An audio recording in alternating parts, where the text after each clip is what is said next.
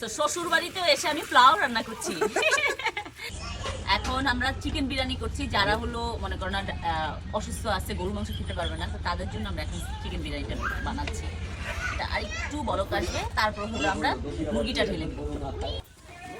এই যে চিকেনটা ঢেলে দিচ্ছি, বিসমিল্লাহ। হ্যাঁ, এটা মুছে নেন।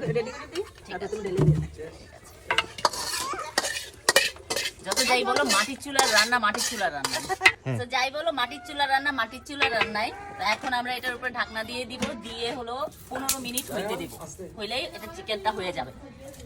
সো 15 মিনিট পরে এখন ঢাকনাটা ওপেন করলাম, এই দেখো লুকটা কিন্তু অনেক সুন্দর আসছে না? সেটা আরো মনে হয় 5 থেকে 7 মিনিট রাখতে হবে, রেখে দিলে কিন্তু চালটা একদম হয়ে যাবে।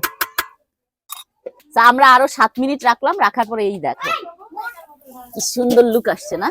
তো এখন আমি এই যে চিকেন বিরিয়ানিটা উঠাচ্ছি, চিকেন পোলাও বা বিরিয়ানি যাই বলো তোমরা, রান্না করেছি। ইয়েস, লুক লাইক ডিলিশিয়াস, তাও মাটির চুলায় রান্না।